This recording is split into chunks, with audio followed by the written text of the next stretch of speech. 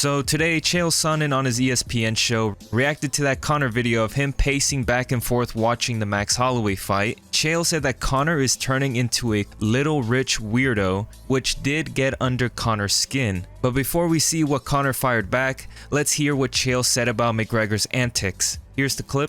What did you make of that Conor video before we get into what's next for Max? Conor is on the verge of being a little rich weirdo. And it's the last thing I wanted for him, but if you mark out for your own gimmick to this extent, he's posting things and he's deleting them. I mean, I got to give the troll effort 100%. As a former troll myself, I get it. If there's a UFC, you didn't step foot at it, you didn't throw a single punch, and you can steal a headline on ESPN+, you're doing something well. But in all fairness, Conor's not going to step in there with Max any more than he was going to step in with the guy last week, the week before that, or whoever he pulls out of his hat for next week. He's got to heal himself. There's talk of Dustin Poirier, who's already smashed him twice. I mean, in all fairness, Conor is still a big draw, but he's really working against himself. He is being a weirdo. Is this what he wants as his identity? A guy that's walking around with his shirt off, screaming at a television set? I mean, come on. In all fairness, when you were 22 years old, that was one thing, but as a husband and a father, you're a little bit of a dork. Conor replied to Chael tweeting this with a bunch of laughing emojis. He says the little broke weirdo. Chael fired back with a warning. He said this: "It's not too late to stay off my radar. Just put down the shot glass of awful bottom shelf whiskey, turn off your phone, and back out of the big boy saloon nice and slow." Conor replied back, making fun of Chael on his YouTube channel. Conor said this: "Just set up the tripod in the corner of your box room and tell your two viewers the promo code for the window sheen." Chael gave Conor a last bit of advice. He tweeted, "Oh, and leave a nice heartfelt apology on the table as you exit." And the last tweet came from Conor just saying, "A nice tip." Next up in the news, we got Leon Edwards, who said that the UFC did ask him if he wanted to stay on the card after Masvidal pulled out, but Leon declined. Speaking to Brett Okamoto, Edwards says he truly believes he deserves a title shot next. Here's what Leon said. First off, did the UFC come to you with it once Jorge was off? Did they try to keep you on the card? Were you open to staying on the card if they wanted you to stay there?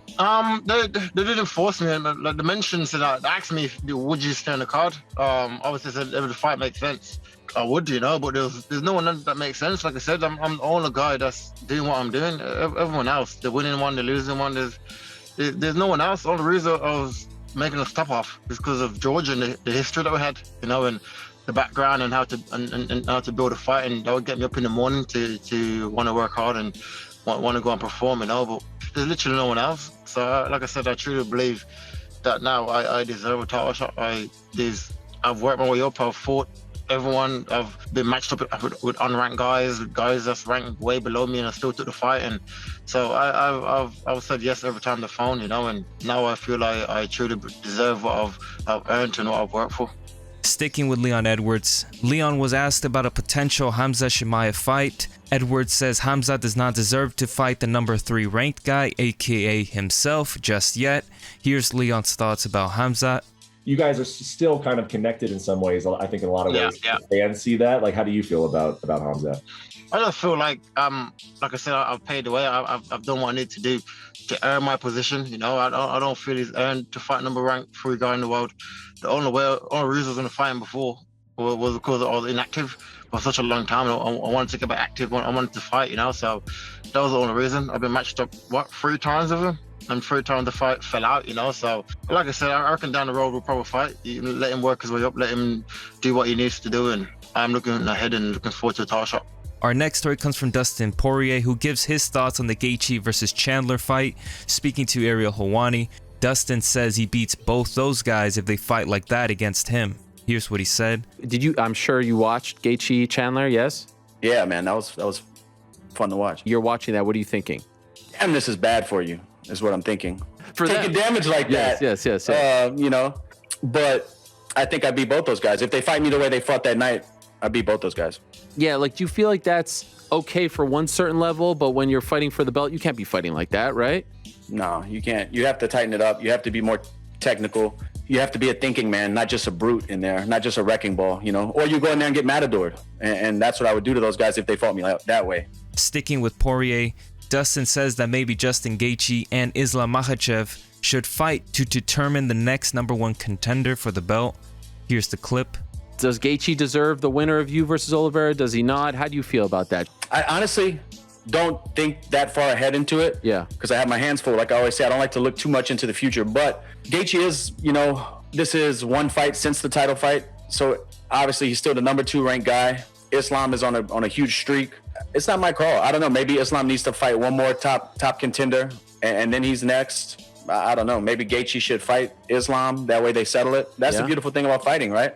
That would be you just fight it out. Moving on to Justin Gaethje speaking on the UFC Unfiltered podcast. Justin explains why he feels he deserves the next title shot. Here's what he said. Do you think you should be next in line? I was ranked number 2. I was the last one to fight for the belt. The circumstances were not the same as the champ retired. Kind of resets everything. So I was number 2 and I needed to get a win. I did that. It was a spectacular win. Could have finished, but for the first time in my life, winning was more important than knocking somebody out. I'm not happy about it. I somewhat regret it, but I do think I made the correct calculation. Have you any conversations about what's next? What's happening next? Anybody? No, we're not with the UFC. Dana at the press conference said this guy's ranked number 2. If he wins, he's fighting for the belt. This is not boxing. The best thing is, there's a path to the title. I took that path. The guys that I fought, my 3 losses were to, at one time or another, a current champ, interim champ, and a former champ. Yeah. And Eddie Alvarez being a former champ, Dustin Poirier being a interim champ, and Khabib, when I fought him, was the current champ. So I've taken the hardest road that they have out there. And I lost 3 sets when he retires. This is a new ball game. So I'm not sure who's going to win. I'm really hoping that I'll be in the stands to watch that fight. I'm a huge fan of MMA. It's going to be a really, really interesting fight. Our next story comes from Gilbert Burns, who says he's actively looking for a fight and says that he wants Colby Covington. Speaking to MMA Junkie, Gilbert Burns also goes on to say he would be willing to give Khamzat Chimaev an opportunity for a fight. Here's what he said. But next for Conor, I think he should be Leon. If he don't want to go up to middleweight, I think he could. But I don't think he will. So I think next will be Leon Edwards whenever they feel like. If Leon, if something happens, Vicente is right there too. He could be next. And for Colby, the perfect fight will be me. That's the fight that I want. He knows that I want. But when's the time to call out a guy? When's the time to pick an opponent? They don't pick me. So I think they know why. Leon never say my name. Colby never say my name. Masvidal never say my name. So it's a reason for that. For sure, I do know I lost that title fight, but I've been doing a lot of great things in that division. They know that, and that's what I'm looking at. And then I'll be ready. That's Colby, Masvidal, Leon, anyone, even Khamzat in the future. That's a great option for me. I'll never say no for a fight. And I still believe he got to do a little bit more work, but I'm still open to fight any one of these guys. What did you make of his performance, and is he the real deal? Is he going to join the top contenders like yourself pretty soon? I think so. I think he's real. I think he's being tested. People say, he just no. I think he fought a couple good fighters. And the other thing too, the way he beat. No, it's not. They give him a couple. Sometimes people don't understand the matchmakers. Sometimes they feed you. They want a new contenders. They need a new stars, and they feed a couple guys. But sometimes they don't destroy the guys the way they should. Even the matchmaker, just feed that guy. He don't want to eat, but he's been doing a great job, And I think he's real. I think I'm gonna face him very soon. I think he needs one more win, and I think he will have.